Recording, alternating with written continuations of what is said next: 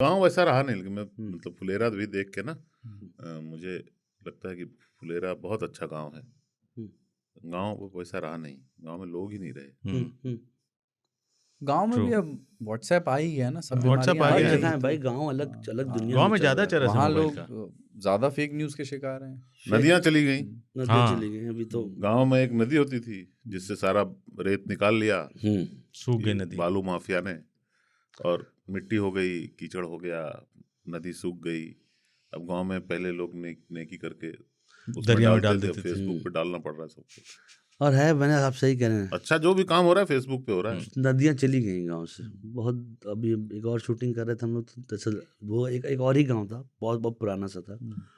पर वहाँ देखा मैंने कि लोग हैं, एक हर जगह छोटा छोटा चाय वाय का जॉइंट है, उसमें मोबाइल है जो उनकी ज़िंदगी में है।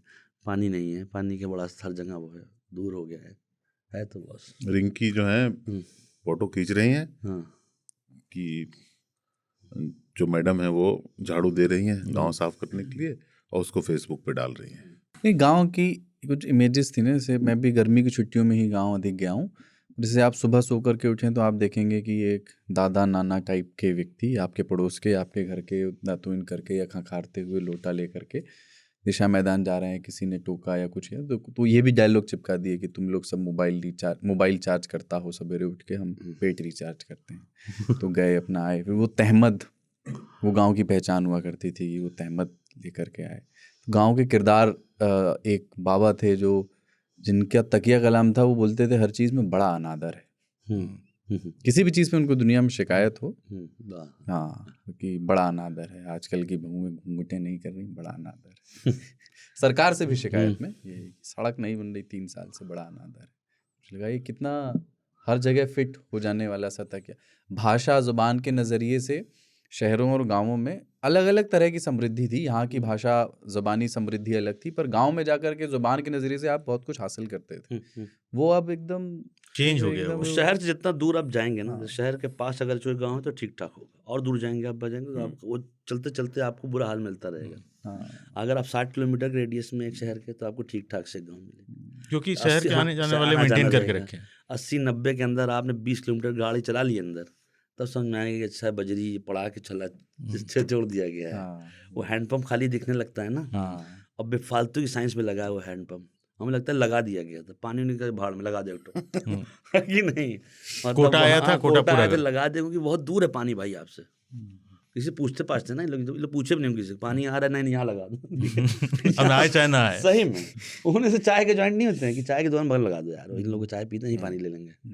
उसमें देखने लगता है, कंटिन्यूटी में आता है वो, कहते हैं यहाँ पे भी पानी है नहीं, वो लगा है वो एक हैंडपम्प। बैठकी का मेन जगह आपको इलाहाबाद में कौन सा होता था? सिविल लाइंस या फिर अपना वहीं करेली में? बैठते ज़्यादा थे। नहीं, मैं भूल जाऊंगा। मैं वो कह रहा था, 3 साल में एक बार बात कर रहे थे कि हम लोग जब दिल्ली से निकलते हैं ड्राइव करने के लिए ना, तो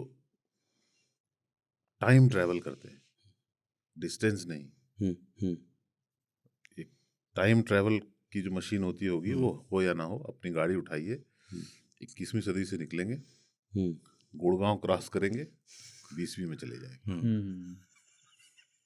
बहुत सही। और धीरे धीरे धीरे आप यात्रा बनाए रखो, तो मैं इसी देश में आपको अगले 2-3 दिन में 16वीं सदी तक ले जा सकता हूँ। वहाँ लोग वैसे ही रह रहे हैं, वैसी ही बातें कर रहे हैं, वही उनके मुद्दे हैं, वही इश्यूज हैं, और ऐसे जिंदगी चल रही है।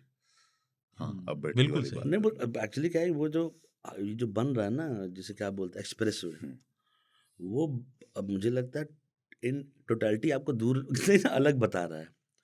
एक बार उतर के नीचे वाली रोड पे आइए, आप तो उड़ते उड़ते चले जाएंगे कि 10 मिनट में 10 घंटा करना क्या है जाके 10 घंटे में। हम लोग चाइनीज थोड़ी नहीं, वहाँ कुछ काम हम करेंगे, अपन तो खाली हैं। 20 घंटे पहुँचेंगे तब भी पहुँचेंगे, है कि नहीं। हम लोग को बताया जा रहा है जल्दी पहुँचो, कुछ करोगे तुम लोग, पर नहीं जाना है जल्दी, है कि नहीं।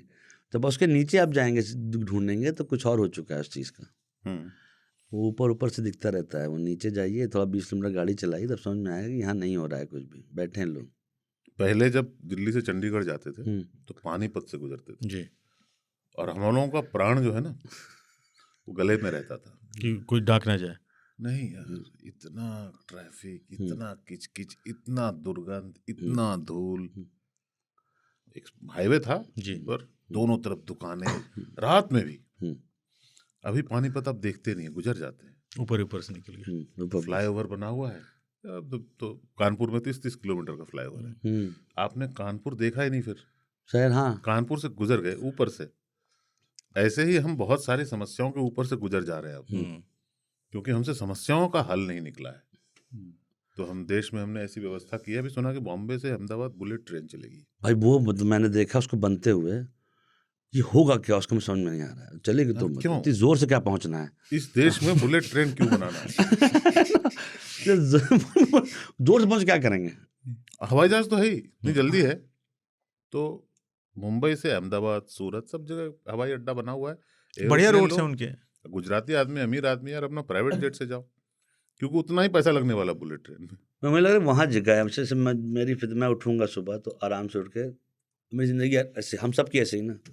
हम लोग जापानी जाने की टास्क टीटी टूटू पे चल रहा है, तो ये सब चीज़ें उनके लिए सही हैं। वो लोग एकदम ओरिएंटेड हैं। 9 o'clock स्लीप में अपना तो भाई होगा, कोई बात नहीं है, आप चले जाइए, हम पहुँच रहे हैं।